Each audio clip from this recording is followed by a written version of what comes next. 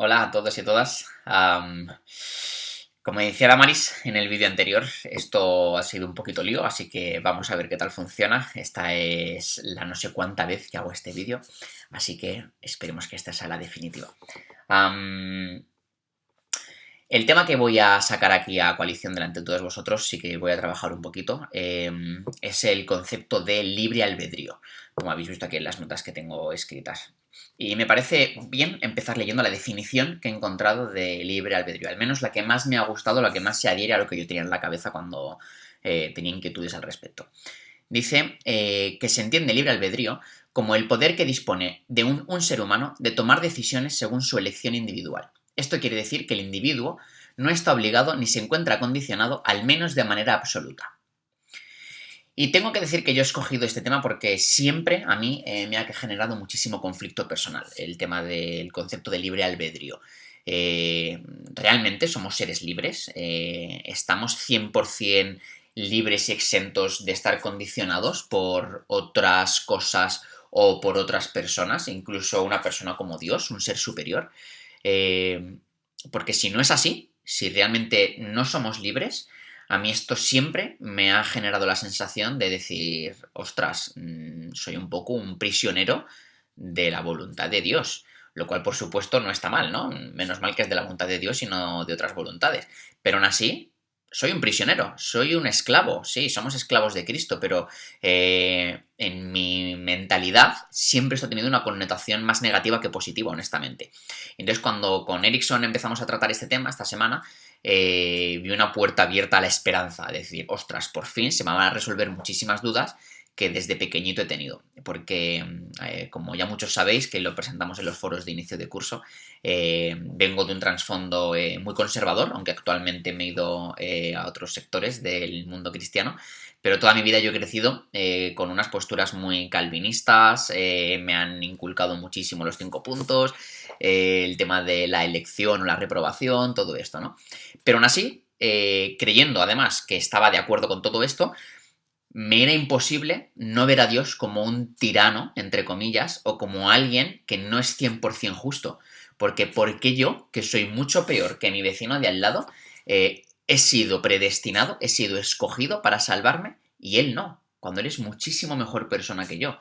Ostras, Dios, ¿esto realmente no es algo injusto? ¿No tendría mucho más sentido que fuese en base a lo que nosotros decidimos, no a nuestras obras, sino a lo que nosotros decidimos, porque luego nuestras obras pueden cambiar, digamos, pero la elección es una? ¿No tendría mucho más sentido que fuese eso, en base a nuestra elección, y que entonces tú tomases esa decisión en lugar de hacerlo tú previamente por nosotros, y que entonces nosotros estemos condicionados por tu voluntad? Al menos eso es lo que tenía sentido en mi cabeza. Al iniciar la lectura, como digo aquí en las notas, los conceptos de preordenación y predestinación me ayudaron en el sentido más léxico, en el sentido más de entender los conceptos mejor, ¿no? Preordenación me ayuda a saber que, vale, no todo lo que hago es predestinación, que eso es un error que al menos yo personalmente siempre he cometido y que honestamente he visto mucho confundir estos términos dentro de lo que es la iglesia. Y preordenación tiene que ver sobre todo con las cosas más generales. Que yo levante la mano, que se caiga un ladrillo de mi fachada, que esté lloviendo, tiene que ver con preordenación. Son cosas que están preordenadas por Dios, ¿no? Todo esas cosas, ¿no? Con las cosas más insignificantes, todo está preordenado por Dios. Y en cambio, el tema de la predestinación me ha ayudado a saber que tiene que ver única y exclusivamente con salvación, con la elección o la reprobación, tanto si te salvas como si no te salvas, según lo que Dios haya escogido. Pero aún así, me generaba muchísimo conflicto. Porque si todo está preordenado, dice en Isaías 37:26, ¿no has oído decir que desde tiempos antiguos yo lo hice? ¿Que desde los días de la antigüedad lo tengo ideado? O sea, estamos comprobando que sí, que Dios tiene todo bajo control desde antes de la fundación del mundo. A mí eso me quita, como ser individual, cualquier tipo de potestad en mis decisiones. Como decía, me hace sentir un prisionero de Dios. Pero es que si me fijo también en el concepto de predestinación, dice en Efesios 1:4, según nos escogió en él antes de la fundación del mundo, para que fuésemos santos y sin mancha delante de él. Pues a mí esto me trae, te digo, muchísima condenación y una manera de ver a Dios como un ser injusto dentro de todo esto. Así que, según iba leyendo todo esto, me iba postulando muy clarísimamente y seguramente mis padres me dirían, ay Dios mío, pero como alguien 100% arminianista, o sea, 100%. comulgaba muchísimo más al principio todas mis ideas y lo que yo tenía interiorizado con este concepto. Un concepto según el cual, según Arminiano, Dios permite que los seres humanos ejerzamos nuestra propia voluntad, aun sabiendo evidentemente que es Dios en todo momento quien sabe qué voluntad va a ser esta. Yo eso no lo discuto, pero nosotros tenemos la elección, nosotros podemos ejercer este libre albedrío del que hablo al principio. Y reconozco, tengo que confesar, que en algunas conversaciones que tengo últimamente con amigos que no son cristianos y que han sacado encima de la mesa este tema, yo he defendido esta postura, aún sin saberlo, sin ser consciente, pero yo he defendido 100% el hecho de que somos nosotros los que tomamos decisiones, animándoles a mis amigos a tomar una decisión, a postularse, porque Dios va a venir. Pero es verdad que ¿cómo cuadrabas todo esto con lo que estudiamos hace unas semanas de la revelación general? ¿No? A mí esto era como, vale, si esto es lo que me cuadra, vale, me quedo tranquilo. Pero si mi cerebro sigue funcionando un poquito, y recuerdo todo lo que hemos estudiado, más todo lo otro que va a venir después, que ahora voy a enumerar, no me cuadra, no le veo el sentido, me explota dentro de la cabeza todo esto, ¿no? Me genera como un alivio, pero es un alivio seguramente muy egoísta, para yo sentirme mejor y no tener que entender a Dios, ¿no?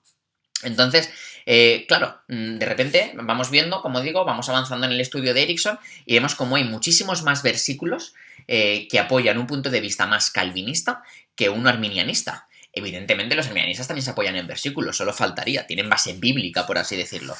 Pero estaréis de acuerdo conmigo, yo creo, en que hay muchísimos más pasajes y muchísimos más versículos, tanto en el Antiguo como en el Nuevo Testamento, que apoyan un concepto mucho más calvinista de cuál es la voluntad de Dios, ¿no? Por ejemplo, Juan 15, 16 dice, no me escogieron ustedes a mí, sino que yo les escogí a ustedes y los comisioné para que vayan y den fruto, un fruto que perdure, etc. Romanos 8, 29 dice, porque a los que Dios conoció de antemano, también los predestinó a ser transformados según la imagen de su Hijo, para que Él sea el primogénito entre muchos hermanos. Entonces, ostras, ¿cómo cuadra todo esto?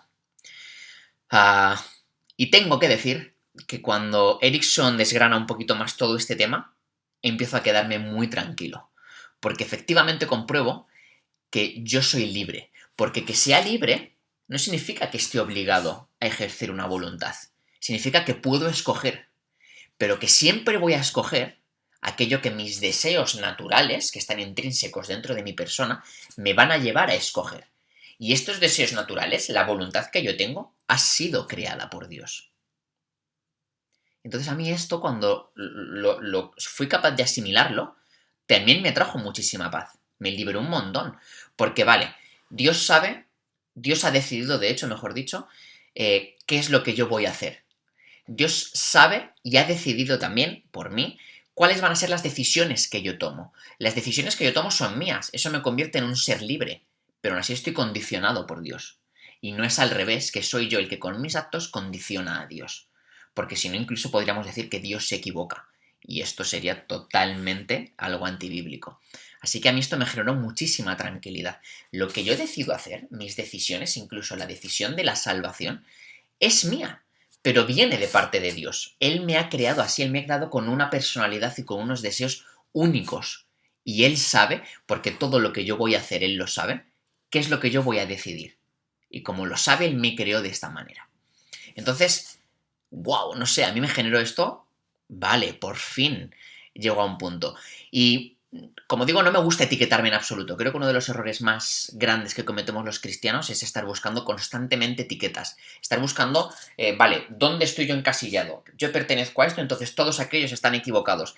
Pasa con denominaciones, calvinista, tal. Yo no quiero decidir si soy calvinista o soy arminista. Yo soy hijo de Dios.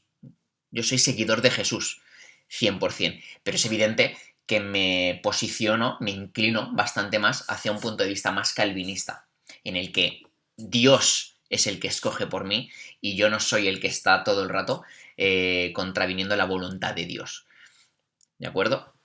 No sé si os ha quedado muy claro, pero